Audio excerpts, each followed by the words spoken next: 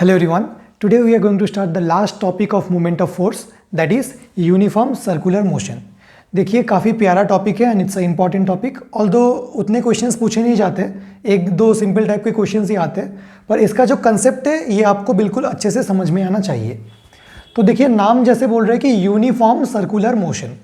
अच्छा, पहली बात, सर्कुलर मोशन का मतलब क्या है? सर्कुलर मोशन का मतलब भैया मोशन इन अ सर्कल. अगर भैया मेरे पास एक सर्कल है एंड कोई भी ऑब्जेक्ट या पार्टिकल इस सर्कुलर पाथ में अगर मूव करे तो उसे हम सर्कुलर मोशन बोलेंगे. बिल्कुल सही. अच्छा, अगर सर्कल है तो कुछ बेसिक बातें बताना चाहिए. सर्कल का एक सेंटर होता है, सर्कल का एक रेडियस होता है ना? तो ये सब बातें तो पता होना ही चाहिए. ओके, तो सर्कुलर मोशन मतलब motion in a circular path, ये तो समझ आ गया. पर भैया यूनिफॉर्म सर्कुलर मोशन का क्या मतलब है? यूनिफॉर्म क्यों बोला गया है यहाँ पे? तो देखिए, अगर यहाँ पे कोई ऑब्जेक्ट है या फिर कोई पार्टिकल है P, अगर ये पार्टिकल इस सर्कुलर पाथ में मूव कर रहा है, मतलब पहले यहाँ पे था, अब यहाँ से यहाँ आएगा, यहाँ से यहाँ आएगा, अगर ये पार्टिकल सर्कुलर पाथ में मूव कर रहा है तो क्या आपको नहीं लगता कि इस पार्टिकल का डायरेक्शन चेंज हो रहा है? इस पार्टिकल का डायरेक्शन ऑफ मोशन चेंज हो रहा है एट एवरी इंस्टेंट. पहले यहाँ पे था, अब यहाँ पे, अब यहाँ पे, अब यहाँ पे. डायरेक्शन कैसे निकालते?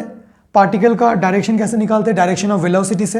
एंड कोई भी सर्कुलर पाथ में अगर आपको डायरेक्शन ऑफ इंस्टेंटेनियस वेलोसिटी निकालना है, so you have to draw tangent to the path. मतलब अगर ये मेरा सर्कुलर पाथ है, ये मेरा सेंटर है, मुझे इस पॉइंट पे, पॉइंट ए नाम देता हूं, इस पॉइंट में मुझे डायरेक्शन ऑफ वेलोसिटी निकालना है, so you have to draw a tangent to the circumference. ये मुझे यहाँ पे वेलोसिटी का डायरेक्शन बताता है. टेंजेंट मतलब कोई भी लाइन जो किसी कर्व को एक पॉइंट में टच करता है. कोई भी स्ट्रेट लाइन जो किसी कर्व को एक पॉइंट में टच करता है. देखिए ये एक टेंजेंट है क्योंकि इसने इस कर्व को बस एक ही पॉइंट में टच किया. अगर मेरे पास एक कर्व, ऐसे कुछ कर्व था, मेरे पास ऐसे कुछ कर्व था, तो मुझे अगर मान लीजिए कि यहाँ पे टेंजेंट ड्रॉ करना है, तो ऐसा एक स्ट्रेट लाइन जो इस कर्व को बस एक पॉइंट में टच करके चला जाए, उसे हम टेंजेंट बोलते हैं. ठीक है, उसे क्या बोलते हैं हम? टेंजेंट. एक मैथमेटिकल टर्म है. एंड अगर आपको डायरेक्शन ऑफ मोशन निकालना है in a circular path, you have to draw a tangent. अगर मुझे यहाँ पे डायरेक्शन ऑफ मोशन निकालना है तो मैं यहाँ पे एक टेंजेंट ड्रॉ करूँगा ऐसे. अगर मुझे यहाँ पे डायरेक्शन ऑफ मोशन निकालना है तो यहाँ पे डायरेक्शन एक टेंजेंट ड्रॉ करूँगा. ये मुझे डायरेक्शन ऑफ वेलोसिटी बता रहा है एंड मुझे पता है कि direction of velocity is the direction of motion. So ये तो एक बेसिक बात हमने बोल दिया. मतलब टेंजेंट मतलब a straight line that touches a curve. बस सर्किल नहीं, कोई भी कर्व हो सकता है, कोई भी उटपटांग सा कर्व भी हो सकता है. That touches a curve at one point. तो ये तो आपने बेसिक टेंजेंट समझ लिया. देखिए आपको हर एक पॉइंट समझते हुए चलना है. एंड इस टेंजेंट का यूज क्या है यहाँ पे? तो अगर मुझे सर्कुलर पाथ में डायरेक्शन ऑफ वेलोसिटी निकालना है, तो जिस पॉइंट में मुझे डायरेक्शन निकालना है, मान लीजिए इस पॉइंट में निकालना है, इस पॉइंट में मुझे एक टेंजेंट ड्रॉ करना पड़ेगा. टेंजेंट थोड़ा सा ऐसा हो जाएगा. ठीक है, so tangent drawn at any point, on the circumference. Tangent drawn at any point on the circumference of a circle. Tangent drawn at any points on the circumference of a circle gives us the direction of velocity. Tangent drawn at any point on the circle gives us the direction of velocity. अब चिंता मत कीजिए, मैंने अभी तक uniform circular motion define नहीं किया है. पहले आपको थोड़ा बहुत बेसिक्स आना चाहिए, फिर मैं यूनिफॉर्म सर्कुलर मोशन को डिफाइन कर सकता हूँ. तो देखिए, अगर मैं टेंजेंट ड्रॉ कर रहा हूँ तो इस पॉइंट में मुझे डायरेक्शन मिल गया, इस पॉइंट में. तो देखिए डायरेक्शन इज कंटिन्यूसली चेंजिंग. मतलब एक सर्कुलर पॉइंट में अगर कोई कार सर्कुलर पॉइंट में मूव कर रहा है, so direction of the car is continuously changing at every point. और अगर डायरेक्शन चेंज हो रहा है तो वेलोसिटी चेंज हो रहा है.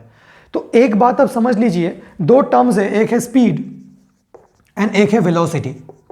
Speed is a scalar quantity and velocity is a vector quantity. क्योंकि स्पीड स्केलर है तो स्पीड का बस मैग्नीट्यूड है, बट क्योंकि वेलोसिटी वेक्टर है तो वेलोसिटी का मैग्नीट्यूड तो है ही, उसके साथ साथ क्या है? वेलोसिटी का डायरेक्शन है. अब क्योंकि वेलोसिटी एक वेक्टर क्वांटिटी है, तो अगर मैग्नीट्यूड एंड डायरेक्शन में से, अच्छे से समझिए इसको, अगर मैग्नीट्यूड एंड डायरेक्शन में से कोई भी एक बदल गया या फिर दोनों बदल गए तो इसका मतलब वेलोसिटी बदल गया। ठीक है, so velocity is a vector quantity, change in magnitude और डायरेक्शन और बोथ चेंजेस द वेलोसिटी। तो सर्कुलर मोशन में at every point direction of motion is changing, तो वेलोसिटी तो कांस्टेंट नहीं हो सकता। सर्कुलर मोशन में कभी भी वेलोसिटी कांस्टेंट नहीं हो सकता। क्यों नहीं हो सकता? क्योंकि velocity is a vector quantity and अगर डायरेक्शन चेंज हो गया, अगर वेलोसिटी को कांस्टेंट होना है तो मैग्नीट्यूड एंड डायरेक्शन दोनों को कांस्टेंट होना पड़ेगा। अगर वेलोसिटी को कांस्टेंट होना है, मैग्नीट्यूड एंड डायरेक्शन दोनों को कांस्टेंट होना पड़ेगा। एंड अगर डायरेक्शन को कांस्टेंट होना पड़ेगा, मतलब मैंने स्टार्ट किया अपना मोशन एंड उसी डायरेक्शन में मुझे कंटिन्यू करना पड़ेगा, तो स्ट्रेट लाइन हो जाएगा। तो किसी भी सर्कुलर मोशन में वेलोसिटी कभी भी कांस्टेंट नहीं हो सकता। तो यूनिफॉर्म हो या नॉन यूनिफॉर्म हो, सर्कुलर मोशन मतलब वेलोसिटी तो कभी भी कांस्टेंट नहीं होगा। वेलोसिटी तो कभी भी कांस्टेंट नहीं होगा, कांस्टेंट का शॉर्ट फॉर्म है। तो मैंने क्या क्या कंसेप्ट डिस्कस किया आपके साथ, पॉइंट वाइज आप समझिए। टेंजेंट क्या होता है? Any straight line that touches a curve at one point. And tangent हमें क्यों चाहिए? सर्कुलर मोशन में पार्टिकल कंटिन्यूअसली अपना डायरेक्शन चेंज कर रहा है। A particle that is moving in a circular path is continuously changing its direction, and if I want to determine the direction of the particle at any point, I have to draw a tangent at that point. That means tangent drawn at any point on the circular path. Tangent drawn at any point on the circular path gives me the direction of velocity. And क्योंकि direction of velocity continuously change हो रहा है, so in a circular motion, velocity can never be constant. तो भैया uniform का मतलब तो आपने बताया था कांस्टेंट होता है, तो यूनिफॉर्म सर्कुलर मोशन में आप बोल रहे हो वेलोसिटी कांस्टेंट नहीं है। जी हाँ, वेलोसिटी कांस्टेंट नहीं है, पर स्पीड कांस्टेंट है। तो सबसे इंपॉर्टेंट बात, पहले तो आप टेंजेंट वगैरह ये सब नोट कर सकते हो, वेलोसिटी कभी भी कांस्टेंट नहीं होता, ये नोट कर सकते हो। तो यूनिफॉर्म सर्कुलर मोशन का मतलब क्या है? यूनिफॉर्म सर्कुलर मोशन का मतलब है speed constant, circular motion with constant speed. अब पहले आप इतना नोट कर लो, मैं इसको मिटा रहा हूँ। अब हम डिफाइन करने वाले यूनिफॉर्म सर्कुलर मोशन। देखिए मेरा टीचिंग स्टाइल थोड़ा सा डिफरेंट है, मैं आपको डेफिनेशन लिखवा के भी जा सकता था, फिर भी आपको समझ आ जाता, पर मैंने जो एग्जाम्पल लेके आपको पॉइंट बाय पॉइंट समझाया, इससे आपका रिटेंशन पावर ज़्यादा होगा एंड अंडरस्टैंडिंग लेवल भी काफ़ी एनहांस होगा। ओके, मैं अब मिटा रहा हूँ इसको। And now we are going to define uniform circular motion. So uniform circular motion means motion in a circular path with constant speed, motion in a circular path with constant speed, motion in a circular path with constant speed। ठीक है, but direction of motion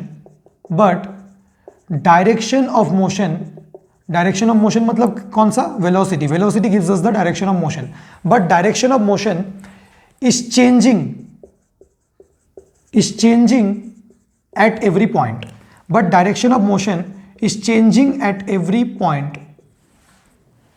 and hence velocity is changing। मतलब तो मेरा uniform circular motion में speed constant होता है, but velocity is changing.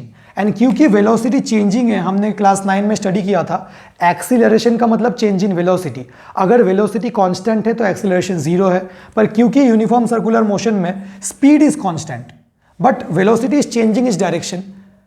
Velocity का magnitude constant है, पर वेलोसिटी का डायरेक्शन चेंज हो रहा है। एंड मैंने बताया कि मैग्नीट्यूड एंड डायरेक्शन में से कोई भी एक चेंज हो गया मतलब ओवरऑल वेलोसिटी चेंज हो रहा है। एंड क्योंकि वेलोसिटी चेंज हो रहा है, सो uniform circular motion is accelerated. तो ये काफी इंपॉर्टेंट क्वेश्चन है जो आईसीएससी में 5-6 बार पूछा जा चुका है। Why is uniform circular motion accelerated motion?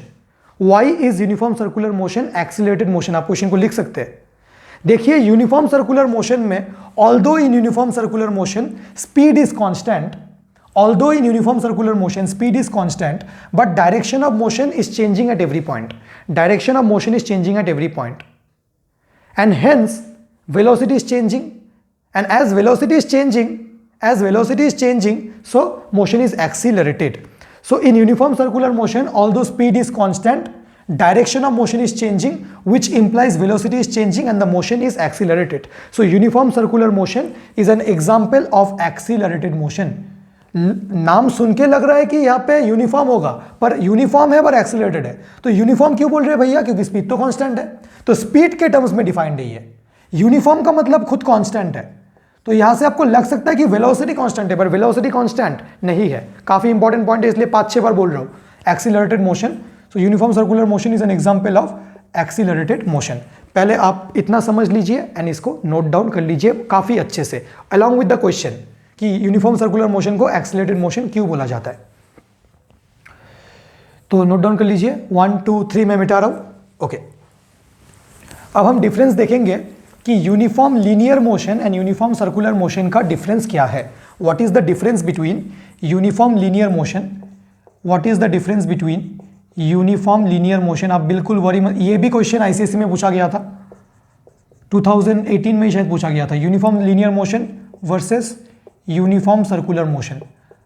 And आप बिल्कुल बेफिक्र रहिए, आईसीएसई का हर एक टॉपिक में यहाँ पे कवर करूंगा. Uniform circular motion and uniform linear motion में आपको डिफरेंसेस फाइंड करना है. देखिए, अगर मैं यूनिफॉर्म लीनियर मोशन की बात करूं तो यूनिफॉर्म लीनियर मोशन में क्या होता है कि वेलोसिटी जो है, in case of uniform linear motion velocity constant होता है. वेलोसिटी कांस्टेंट होता है एंड क्योंकि वेलोसिटी कांस्टेंट है तो एक्सीलरेशन कितना है? एक्सीलरेशन कितना है? 0 है. हाँ, क्योंकि एक्सीलरेशन का मतलब चेंज इन वेलोसिटी. अगर वेलोसिटी चेंज ही नहीं हो रहा है, अगर वेलोसिटी चेंज ही नहीं हो रहा है तो काहे का एक्सीलरेशन? तो यूनिफॉर्म लीनियर मोशन में एक्सीलरेशन 0 है. That means uniform linear motion is unaccelerated motion. Uniform linear motion में कोई भी एक्सीलरेशन नहीं है. तो uniform linear motion is unaccelerated. Unaccelerated मतलब एक्सीलरेशन 0 है. Whereas uniform circular motion में वेलोसिटी जो है वो कांस्टेंट नहीं है. वेलोसिटी कांस्टेंट नहीं है. तो अगर आपको डिफरेंशिएट करना है, आप बोल सकते हो कि यूनिफॉर्म लीनियर मोशन में velocity is constant, hence acceleration is 0. Where uniform circular motion में velocity is continuously changing because direction of motion is changing. Velocity का मैग्नीट्यूड कांस्टेंट है पर वेलोसिटी का डायरेक्शन कांस्टेंट नहीं है. एंड डायरेक्शन बदलने के लिए, क्योंकि डायरेक्शन बदल रहा है, इसीलिए वेलोसिटी कांस्टेंट नहीं है. That means it is a case of accelerated motion. It is a case of accelerated motion. Please excuse me for my hand writing. Okay, तो हमने डिफरेंशिएट कर लिया between uniform linear motion and uniform circular motion. ये भी important question है and आपको इसको अच्छे से समझ के नोट डाउन करना है. अच्छा, तो थर्ड एक चीज मैं आपको जो बता रहा हूं कि uniform circular motion UCM short में डिनोट करते हैं, यूनिफॉर्म सर्कुलर मोशन. और एक क्वेश्चन जो आता है यहाँ पे या फिर जो कंसेप्ट है, uniform circular motion is a example of dynamic equilibrium. Uniform circular motion is a example of dynamic equilibrium. Explain. आपको बोला जाएगा कि uniform circular motion is an example of dynamic equilibrium. Explain. पहली बात, आपको डायनामिक इक्विलिब्रियम समझ में आना चाहिए. आप इक्विलिब्रियम ऑफ बॉडीज देख सकते हो मेरा लेक्चर. डायनामिक इक्विलिब्रियम का मतलब, अच्छा पहली बात, कोई भी इक्विलिब्रियम मतलब नेट फोर्स 0. डायनामिक हो या स्टैटिक हो, नेट फोर्स तो 0 होना चाहिए अगर इक्विलिब्रियम है. नेट फोर्स तो 0 होना चाहिए अगर इक्विलिब्रियम है. तो यूनिफॉर्म सर्कुलर मोशन में भी नेट फोर्स 0 होता है. ऑल्दो अभी आपको उतना समझ में ये आएगा नहीं क्योंकि हमने फोर्सेस की बात नहीं किया है, तो मैं थोड़ा सा इसको लास्ट में भी समझा दूंगा. पर एक बार जस्ट बोल रहा हूँ कि यूनिफॉर्म सर्कुलर मोशन में नेट फोर्स 0 होता है. एंड नेट फोर्स 0 होने के बावजूद, मतलब although net force is 0, but particle तो फिर भी कंटिन्यूअसली मूव कर रहा है क्योंकि पार्टिकल का वेलोसिटी है एक डायरेक्शन में. यूनिफॉर्म सर्कुलर मोशन में नेट फोर्स तो 0 है, but in spite of net force being 0, the particle is still moving. और डायनेमिक इक्विलिब्रियम का मतलब भी वही है कि although several forces are acting on the body, the particle is still continuing its state of motion. That is the reason uniform circular motion is also a case of dynamic equilibrium. जब मैं uniform circular motion में forces की बात करूंगा, centripetal, centrifugal, तो आपको ये थोड़ा सा और समझ में आएगा. अब तो बस इतना समझ लो कि यूनिफॉर्म सर्कुलर मोशन में पार्टिकल के ऊपर सेवरल फोर्सेस एक्ट कर रहे हैं. 2 फोर्सेस, एक तो सेंट्रीपिटल एंड सेंट्रीफ्यूगल अगर आप कंसिडर कर रहे हो एक्सीलरेटेड से, एंड नेट फोर्स 0 है but particle is still moving. particle is still moving. That is the reason it is a case of dynamic equilibrium. एक बार मैं चेक कर लेता हूँ कि रिकॉर्डिंग हो रहा है कि नहीं. हाँ हो रहा है. ओके, तो अब हम देख लेते हैं थोड़ा सा. ये आपको उतना समझ नहीं आया होगा, मुझे बाद में लेना चाहिए था, तो ये मैं फिर से लास्ट में ले लूँगा एक बार. अब पहले हम थोड़ा सा सेंट्रीपिटल एंड सेंट्रीफ्यूगल फोर्स के बारे में देख लेते हैं. Centripetal force, centripetal force. अब ये दोनों में काफ़ी कंफ्यूजन है, सेंट्रीपिटल एंड सेंट्रीफ्यूगल. अगर आपने यहाँ से लेक्चर को अच्छे से देख लिया तो आपके सारे कंफ्यूजन बिल्कुल दूर हो जाएंगे, आप बिल्कुल चिंता मत कीजिए. Centripetal force, 1 second. या तो जैसा कि हमने ऑलरेडी डिस्कस किया सेंट्रीपिटल फोर्स में, मतलब जैसा कि हमने ऑलरेडी डिस्कस किया यूनिफॉर्म सर्कुलर मोशन में, कि इन यूनिफॉर्म सर्कुलर मोशन अगर कोई भी particle uniform circular motion perform कर रहा है, पार्टिकल P, सो इस पार्टिकल का जो डायरेक्शन है वो हर पॉइंट में चेंज हो रहा है. अगर मुझे यहाँ पे डायरेक्शन निकालना है तो मैं यहाँ पे टेंजेंट ड्रॉ कर दूंगा, देखिए इस डायरेक्शन में आ रहा है. यहाँ पे निकालना है तो इस डायरेक्शन में, यहाँ पे निकालना है तो इस डायरेक्शन में टेंजेंट आ रहा है. सो व्हाट इज हैपनिंग, अगर आप ये तीनों पॉइंट्स देख लेंगे, मैं इसको 1, 2 एंड 3 नाम दे देता हूँ. सो इन यूनिफॉर्म सर्कुलर मोशन, अच्छे से समझिए, या फिर कोई भी circular motion, the direction of the particle, the direction of motion of the particle is changing at every point.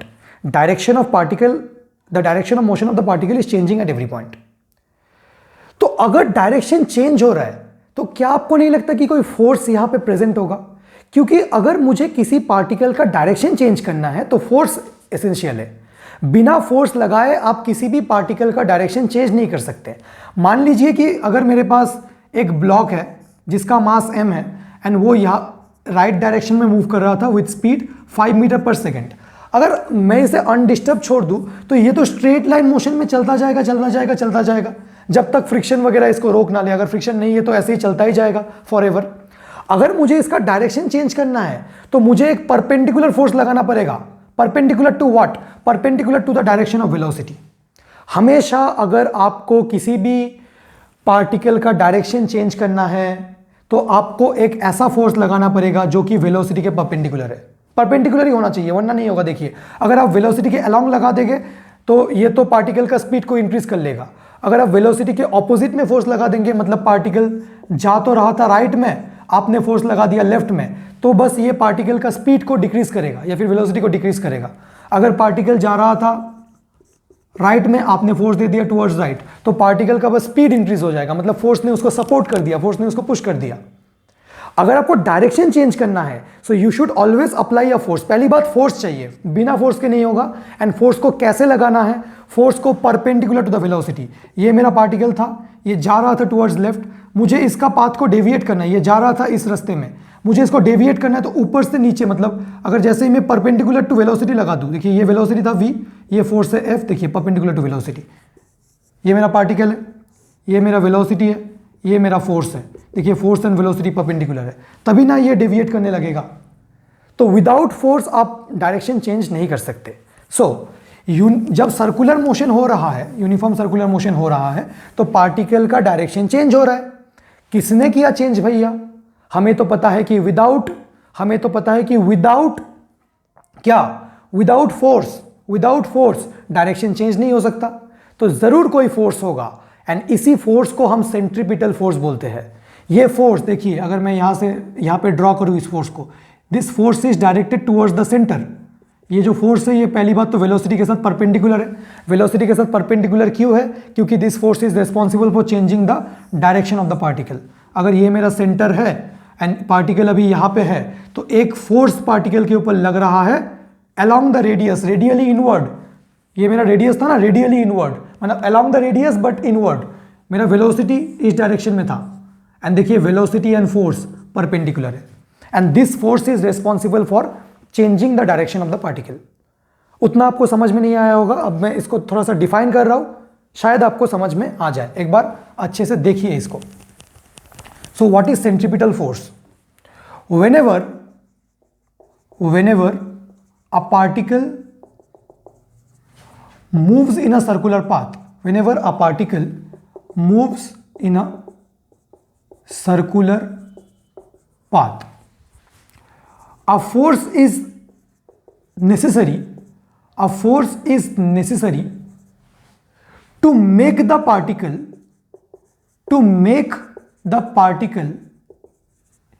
change its direction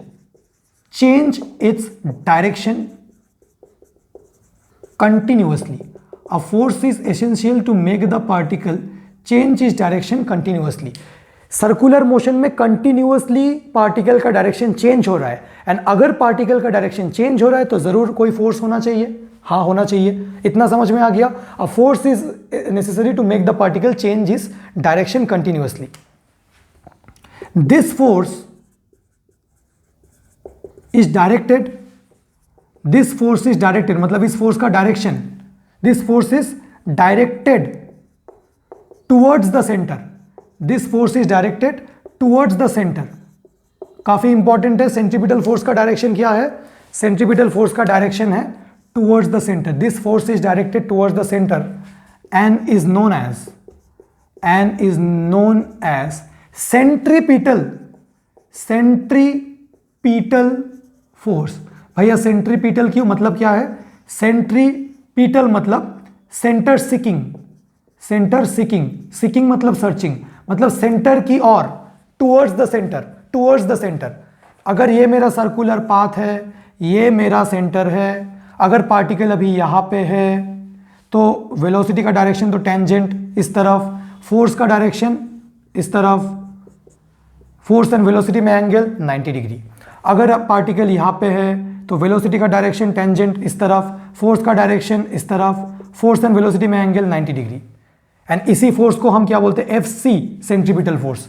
कैसे डिनोट करते हैं? FC centripetal force. So this is the concept of centripetal force. Centripetal force बस इतना ही है. अब एक जो misconception हो जाता है लोगों को, उन्हें लगता है कि सेंट्रीपिटल फोर्स कोई नया फोर्स है. देखिए, centripetal force is not a fundamental force. Fundamental force मतलब on the basis of nature forces are fundamentally categorized into 4 types: gravitational force, electromagnetic force, nuclear force and weak force. Centripetal force कोई नया force नहीं है. This is just a name. Centripetal force is just a name that is given to already present fundamental force. मतलब gravitational force को ही हम centripetal force बोल सकते हैं. कब? जब gravitational force circular path में किसी पार्टिकल को मूव कराएगा. मतलब ऐसा कोई भी फोर्स जो सर्कुलर मोशन कराता है, उसे हम सेंट्रीपिटल फोर्स बोलते हैं. अब वो ग्रेविटेशनल है, इलेक्ट्रोस्टैटिक है, क्या बोलते हैं, टेंशन है या फिर कुछ और है, वो फर्क नहीं पड़ता. बस सेंट्रीपिटल फोर्स कोई नाम है, अलग से कोई नया फोर्स नहीं है. ठीक है ना? अलग से कोई न्यू डिस्कवरी नहीं है. This is just a name जो इंसानों ने बनाया है. कोई भी फोर्स अगर सर्कुलर मोशन करवाने में मदद करे तो उसे हम सेंट्रीपिटल फोर्स बोलते हैं. जैसे आपका कुछ नाम है, मान लीजिए आपका नाम अमन है, तो अगर आप PhD कर लेते तो आपके सामने डॉक्टर अमन आ जाएगा. डॉक्टर अमन आपके सामने लगेगा. तो ये जो डॉक्टर है, ये डॉक्टर आपके पेरेंट्स ने आपका नाम नहीं रखा है डॉक्टर. बट डॉक्टर क्या समझाता है यहाँ पे? Doctor is just a designation. ये एक रेस्पेक्टेड डेजिग्नेशन है जो आपको दिया गया है क्योंकि आपने PhD कंप्लीट किया है. बस यही समझाता है कि आपने PhD कंप्लीट किया है. तो अगर किसी फोर्स के सामने सेंट्रीपिटल फोर्स लिख दूं, मतलब वो फोर्स सर्कुलर मोशन करने में मदद कर रहा है या हेल्प कर रहा है. So this is all about centripetal force. And centripetal force is always perpendicular to the velocity of the particle. पहले आप इतना समझ लीजिए, उसके बाद हम आगे सेंट्रीपिटल फोर्स से कुछ इंपॉर्टेंट नोट्स लिख लेते हैं. नोट्स मतलब जो आपको काम आएगा. ओके, तो आपने लिख लिया, ये मिटा रहा हूं मैं. अच्छा, आई होप आपको समझ में आ गया होगा. थोड़ा सा वीडियो को रिवाइंड करके देख सकते हैं अगर समझ में नहीं आ रहा है तो. अच्छा, अब जो एक इंपॉर्टेंट नोट हमें लिखना है कि सेंट्रीपिटल फोर्स कोई फंडामेंटल फोर्स नहीं है, है ना. So centripetal force is not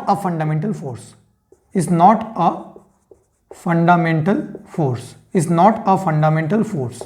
ठीक है, it is just a name given to already present fundamental forces. It is just a name given to already present fundamental forces. जो fundamental forces already present है, अगर वो circular motion करने में मदद करे तो तो उसे सेंट्रीपिटल फोर्स बोलेंगे। अब हम कुछ एग्जाम्पल से देखेंगे। मान लीजिए ये मेरा सन है, ठीक है। अब सन से कुछ डिस्टेंस में ये मेरा अर्थ है, एंड मान लीजिए ये अर्थ का मतलब ऑर्बिट है। Earth is revolving around the sun. हम कौन सा एग्जाम्पल ले रहे हैं?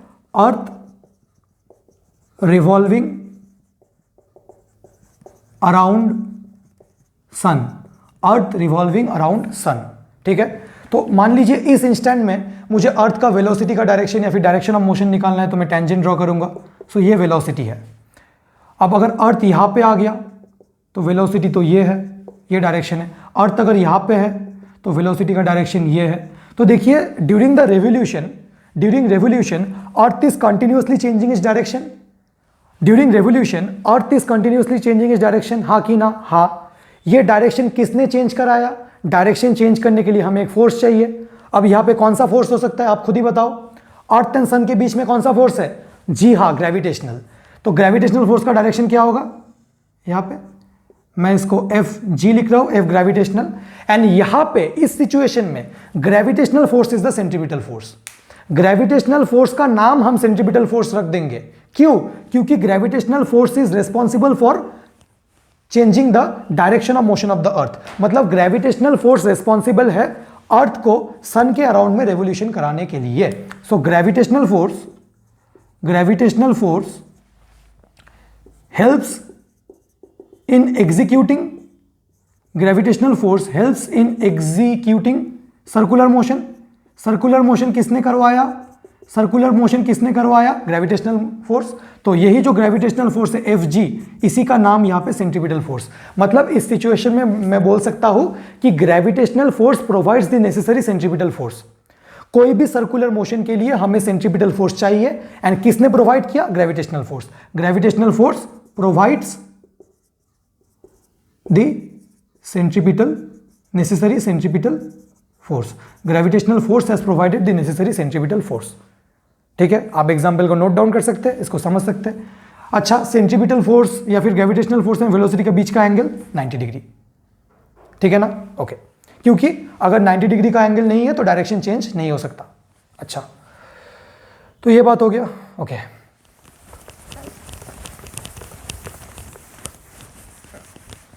नेक्स्ट एग्जाम्पल देख लेते हैं। नेक्स्ट एग्जाम्पल में देख रहा हूं, अगर आपने एटॉमिक स्ट्रक्चर देखा होगा, एटॉमिक स्ट्रक्चर में बीच में तो न्यूक्लियस रहता है पॉजिटिवली चार्ज, एंड मैं एक शेल ड्रॉ कर रहा हूं। मान लीजिए कि ये वैलेंस शेल है, वैलेंस शेल में इलेक्ट्रॉन। अब क्या होता है कि electron is revolving around the nucleus. ये क्या है? Electron around nucleus. Electron is revolving around the nucleus. तो जब इलेक्ट्रॉन न्यूक्लियस के अराउंड रिवॉल्व कर रहा है, आप उतना डेप्थ में नहीं बताऊंगा, आपने समझ में आ गया। इलेक्ट्रॉन का डायरेक्शन कंटिन्यूअसली चेंज हो रहा है। मान लीजिए यहाँ पे डायरेक्शन तो ये v है, तो किसने इलेक्ट्रॉन का डायरेक्शन चेंज कराया? एक तो फोर्स चाहिए। यहाँ पे किसने फोर्स दिया? ग्रेविटेशनल? नहीं, ये तो चार्जेस है। ग्रेविटेशनल क्या चार्जेस के बीच में ग्रेविटेशनल फोर्स नहीं लगता? लग तो रहा है, पर उतना स्ट्रांग नहीं है। यहाँ पे और एक फोर्स है जो काफी ज्यादा स्ट्रांग है, इलेक्ट्रोस्टैटिक। एक पॉजिटिवली चार्ज पार्टिकल और नेगेटिवली चार्ज पार्टिकल के बीच में कौन सा फोर्स होगा? इलेक्ट्रोस्टैटिक। डायरेक्शन क्या होगा? Towards the centre. तो यहाँ पे क्या है? F E. तो यहाँ पे मैं क्या बोल सकता हूं? Electrostatic force.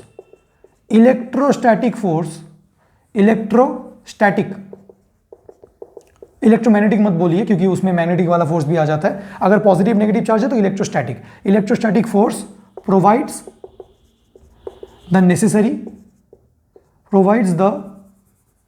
necessary centripetal force। समझ में आ गया आपको? तो ये भी एग्जाम्पल हम नोट डाउन कर सकते हैं। और एक एग्जाम्पल मैं आपको दे रहा हूं। ओके, एक थर्ड एग्जाम्पल देख लेते हैं। मान लीजिए मेरे पास एक स्ट्रिंग है, एंड यहां पे मैंने एक स्टोन को, 1 सेकेंड, गला थोड़ा खराब है आज। यहाँ पे मैंने एक स्टोन को ऐसे ही टाई कर दिया, I have Tide a stone, and यहाँ पे मैंने फिक्स कर दिया इसको, मतलब यहाँ पे अटैच्ड है। अब मैं इस स्टोन को घुमाना स्टार्ट करूंगा, या फिर मान लीजिए कि वो रस्सी मेरे हाथ में ही है, स्टोन है, मैंने उसको ऐसे ऐसे ऐसे ऐसे ऐसे ऐसे घुमाना स्टार्ट किया, तो ये स्टोन ऐसे ऐसे ऐसे ऐसे ऐसे घूमेगा। अगर मैंने पकड़ के ऐसे ऐसे घुमाया मैं यहाँ पे स्टोन बांध दिया, ऐसे ऐसे घुमा रहा हूँ, तो स्टोन ऐसे ऐसे ऐसे ऐसे सर्कुलर मोशन में घूमेगा। मतलब अगर 2D में दिखाओ तो ऐसे ऐसे ऐसे ऐसे सर्कुलर मोशन में घूमेगा। अब सर्कुलर मोशन के लिए कौन चाहिए? फोर्स चाहिए। कैसा फोर्स? उसका नाम तो सेंट्रीपिटल फोर्स देंगे, पर यहाँ पे कौन है जो सेंट्रीपिटल फोर्स प्रोवाइड करेगा? कौन है? क्या फोर्स हो सकता है इस पॉइंट के बीच में एंड स्टोन के बीच में? एक रस्सी है, एंड रस्सी में कौन सा फोर्स होता है? टेंशन। तो यहां पे क्या आ जाएगा? टेंशन। तो मैं बोल सकता हूं कि टेंशन, देखिए ये मेरा सेंट्रीपिटल फोर्स का डायरेक्शन है, tension is providing centripetal force. ये वेलोसिटी है, velocity and centripetal force 90 degree. So tension provides the necessary centripetal force. कई लोग को तो टेंशन देख के टेंशन आ गया, बिल्कुल चिंता मत कीजिए। स्ट्रिंग में टेंशन नाम का एक फोर्स होता है जो कि इलेक्ट्रोमैग्नेटिक नेचर होता है इसका। आप इतना पहले नोट डाउन कर लीजिए, फिर आगे मैं बताता हूँ।